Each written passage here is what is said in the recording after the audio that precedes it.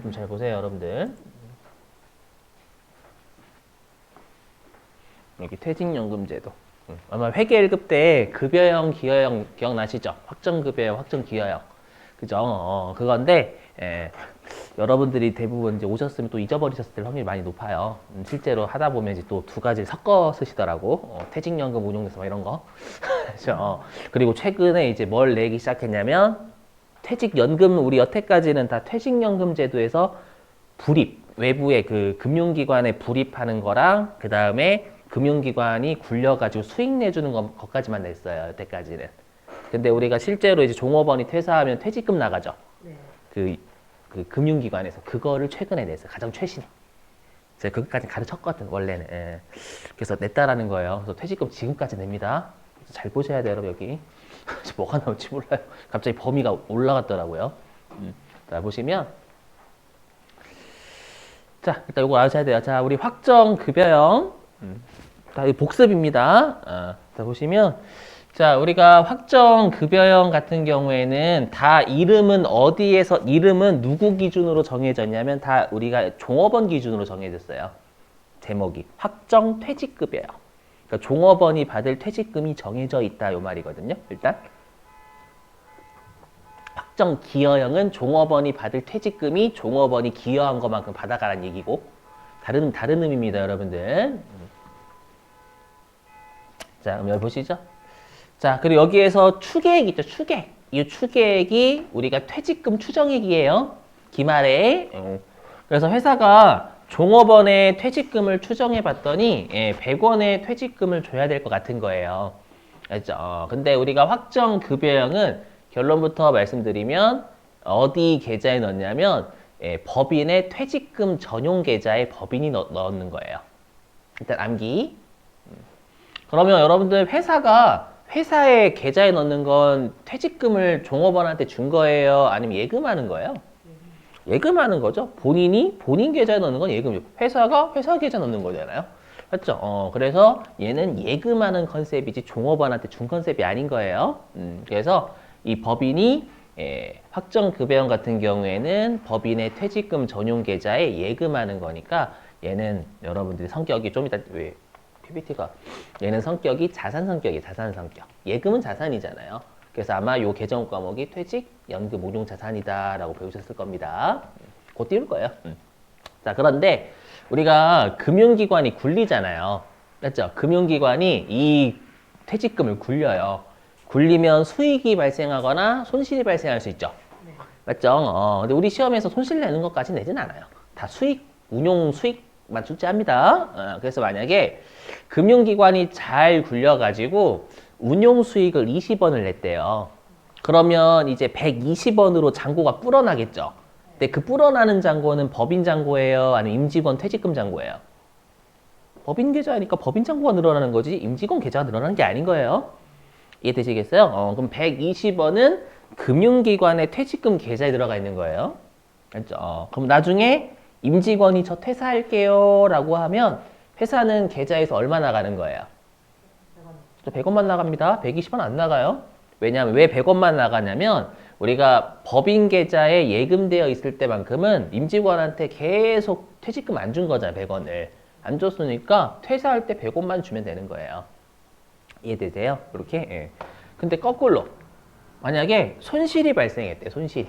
운용 손실이 발생하면 법인 계좌에 얼마밖에 없어요. 퇴직금이. 80원밖에 없는데 종업원이 저 퇴사할게요. 라고 하면 100원 무조건 맞춰줘야 돼요. 맞춰줘야 되니까 이때는 새롭게 예금을 다시 해야 돼요. 그렇죠? 그래서 얘 같은 경우에는 법인이 책임지는 거죠. 확정급여요. 그렇죠? 법인이 책임지는 거고요. 그래서 여러분들이 급여형에 조심하실 게 뭐냐면 이 추계액은 언제 없어지냐면 퇴직금 줬을 때는 없어지는 거예요. 그거 기억하셔야 돼요. 그렇죠? 자, 근데 이제 비교하실 게 확정기여형. 자, 확정기여형은 차이가 뭐냐면 여기 금융기관의 차이 보세요. 금융기관 차이. 기여형 보시면 지금 회사가 누구의 퇴직금 계좌에 넣는다라고 돼 있어요. 위쪽에 보니까. 개인 계좌는 임직원 얘기하는 거예요. 임직원 퇴직금 계좌에 넣어주는 거예요.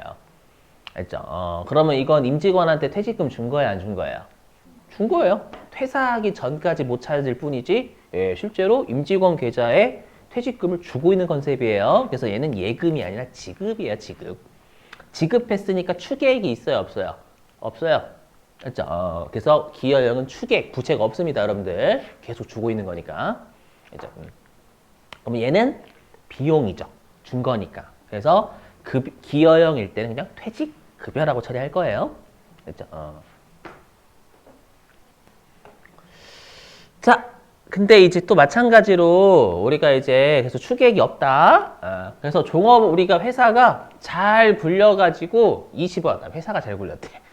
금융기관이 잘 굴려가지고 20원만큼의 운용 수익을 냈대요.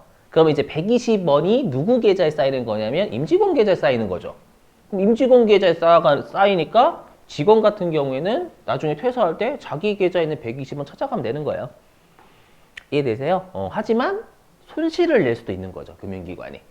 그래서 손실을 내가지고 운용 손실 20원을 냈대요. 그러면 이제 임직원 퇴직금 계좌에는 80원밖에 없는 거죠. 그러면 퇴사할 때는 80원밖에 못 찾는 거예요. 그렇죠? 딱 보니까 임직원이 받을 퇴직금이 지들이 기여한 것만큼 받아가는 거죠. 왜냐하면 자신들의 계좌가 움직이기 때문에 그래요. 근데 우리는 종업원 입장에서 분개가 아니라 회사 입장에서 분개란 말이에요. 그렇죠? 그럼 회사 입장에서는 왜 비용이냐? 종업원 계좌가 움직인다라는 건 회사가 종업원 계좌에 주는 거예요. 그래서 비용. 알죠? 기여형은 그렇게. 근데 확정급여형은 어떻게 생각하셔야 돼요? 종업원이 받을 퇴직금이 정해져 있다는 건 안 준 거예요. 종업원이 받을 퇴직금이 정해져 있는 거잖아요. 정해져 있다라는 건 안 준 거예요. 알죠? 안 줬다라는 건 누구 계좌에 준 거냐면 본인 계좌에 넣은 거예요. 본인 계좌. 법인 계좌에. 그럼 법인이 법인 계좌에 넣은 건 예금이지, 예금. 그렇죠? 이렇게 생각하시고 그냥 계정 과목 자체 외워버리시면 2, 3일 지나면 까먹습니다. 이게 둘이 머릿속에 왔다 갔다 해요. 진짜로입니다. 그래서 꼭 기여형하고 급여형이 누구 입장에서 만들어진 건지 캐치하셔야 돼요. 종업원 입장이에요. 종업원 입장. 알죠? 근데 우리는 법인 입장에서 분개. 이렇게. 자, 이거는 이제 그림이고요. 알죠? 이제 우리 시험은 당연히 그림이 아니라 분개를 내죠, 여러분들. 그렇죠? 자, 그래서 분개 좀 끊어볼게요. 여기. 시험에는 이제 여기까지 냈어요. 퇴직금 지급까지 냈습니다. 원래 퇴직금 지급 안 냈었거든요. 그렇죠? 운용 수익이 최대한의 범위였는데 지급까지 내버렸어요. 또 어렵게. 해보죠. 자, 일단 기여형은 종업원이 책임지는 거고 급여형은 회사가 책임지는 건데 뭐 이걸 물어보지는 않습니다, 여러분들. 우리 시험에서. 이건 세무 1급 때 물어보고요. 자, 그 다음에 이제 금융기관의 불입시예요. 우리 기여형은 종업원이 받아갈 퇴직금이 종업원이 기여한 것만큼 받아가는 거니까 회사 입장에서는 종업원의 계좌에 준 거죠. 준 거니까 퇴직급여 잡으시면 돼요. 그래서 기여형은 퇴직급여. 하지만 확정급여형 같은 경우에는 종업원이 받을 퇴직금이 계속 정해져 있어요. 왜냐면 안 줬거든. 안 줬다라는 건 회사의 퇴직금 전용 계좌에 예금을 한 겁니다. 그래서 회사의 퇴직금 전용 계좌를 우리가 퇴직연금 운용자산이다라고 표현을 해요. 알죠? 외워주셔야 돼요. 그냥 외우시면 아까도 말씀드렸지만 이틀 지나면 머릿속에서 이 둘이 섞입니다. 진짜로요. 제가 가끔씩 실제로 회계 1급 배우시고 세무 2급 할 때 바로 이거 그림 안 보여드리고 설명하면은 이 둘을 바꿔서 쓰세요. 가끔씩 진짜로. 막 기여형인데 막 퇴직연금 운용자산 쓰시고 막. 자, 그 다음에 이제 운용 수익이 발생했대요. 그럼 우리가 운용 수익이 발생하면 기여형은 종업원이 받을 퇴직금이 기여한 것만큼 받아가는 거니까 종업원 계좌가 움직이죠. 그럼 종업원 계좌가 움직일 때는 회사는 회계 처리할 게 없어요. 맞죠? 회계 처리가 없어요. 기여형 같은 경우에. 맞죠? 근데 확정급여형 같은 경우에는 회사의 퇴직금 전용 계좌가 늘어나는 거죠. 잔고가. 맞죠? 그러면 우리가 대변의 이자 수익 잡으면 돼요. 금융기관한테서 얻는 건 이자 성격이라서 원칙적으로 이자 수익 처리하기도 하지만 가끔씩 우리가 연금이라고 치면 퇴직연금 운용 수익이라는 계정 과목도 있어요. 그렇죠? 그래서 이자 수익 또는 뭐 퇴직연금 운용 수익 뭐 이런 거 치시면 됩니다, 여러분들이. 그리고 차변에 퇴직연금 운용자산이 늘겠죠. 그죠? 잔고가 그만큼. 우리 시험에 손실은 내지 않습니다, 여러분들. 자, 근데 이제 퇴직금을 줘요. 그럼 퇴직금을 지급하면 기여형은 누구 계좌에서 나가요? 퇴직금이. 그죠? 종업원 계좌에서 나가죠. 근데 우리는 회사 입장에서 분계잖아요. 그럼 종업원 계좌에서 나가는데 회사가 분계를 왜 끊어요? 없어요. 됐죠? 그래서 회사는 기여형을 좋아해요. 왜 좋아하냐면 귀찮아서. 할 게 없어. 귀찮아서. 그렇죠? 단지 그 이유예요. 귀찮아서. 급여형을 할 짓이 많거든. 예. 자, 근데 이제 급여형 같은 경우에는 퇴직금 지급하면 어디서 나가냐면 법인의 퇴직금 전용 계좌에서 나가잖아요. 맞죠? 그래서 대변에 퇴직연금 운용자산이 주는 거예요. 회사 계좌에서 나가니까. 그리고 이때서야 이제 추정되는 부채인 퇴직급여 충당부채가 감소합니다. 그래서 차변에 퇴직급여 충당부채. 요렇게. 그래서 우리가 회사 나중에 이제 세무 1급 오시면 세무 1급에서는 그게 회사가 직접 퇴직금을 주는 거랑 외부의 금융기관에서 퇴직금 주는 거의 계정 과목이 다르거든요. 법인세는. 하지만 회계는 똑같아요. 회계는 회사가 직접 퇴직금 주는 부채든 아니면은 회사가 연금 있잖아요. 그 회사의 퇴직연금 있죠. 거기 외부의 금융기관에 예치한 거에서 나가든 다 부채 계정 과목은 예써요. 퇴직급여 충당부채 씁니다. 그랬다가 실제로 줬을 때 그때 퇴직급여 충당부채 감소하는 거예요. 근데 만약에 시험에서 이렇게 내면 퇴직급여 충당부채는 없다라고 하면 여기다 퇴직급여 적으시면 되겠죠. 우리 아까 퇴직급여 충당부채부터 먼저 상계하고 나머지 비용 처리한다면서 부족하면 시험에서 어떻게 냈었냐면 퇴직급여 충당부채가 없다라고 했거든요. 퇴직금 줄 때. 그러면 비용 처리하면 되는 거예요. 되셨죠? 이렇게. 자, 그러면 다시 유인물.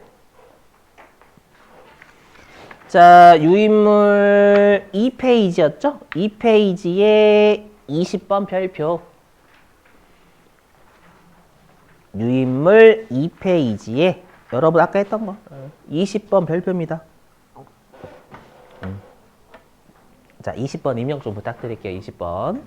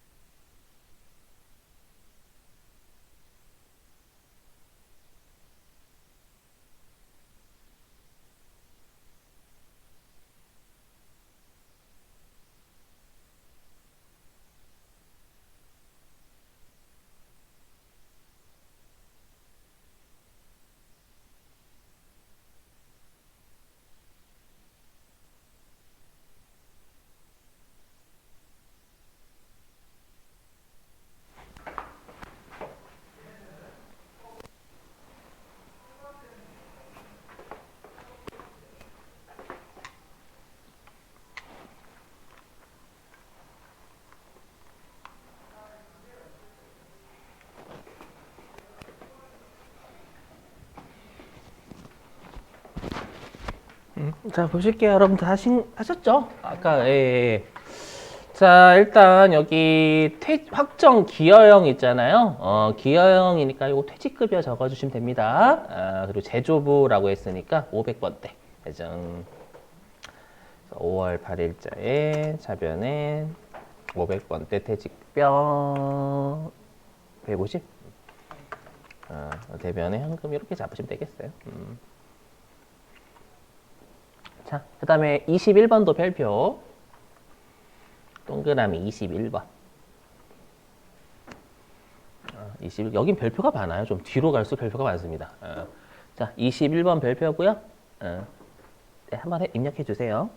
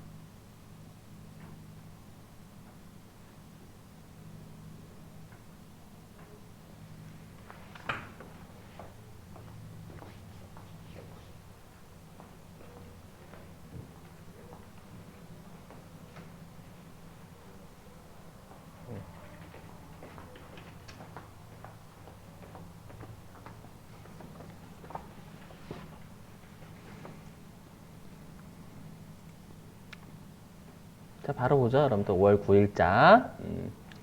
자, 이자가 여기 확정 급여형이라고 돼 있잖아요. 급여형이니까 이거는 회사의 퇴직금 전용 계좌가 왔다 갔다 하는 거죠. 그래서 이제 이자가 30만 원 입금됐으니까 회사의 퇴직금 전용 계좌의 잔고가 불어날 거예요. 자, 차변에 퇴직연금 운용자산 30만 원 잡고요.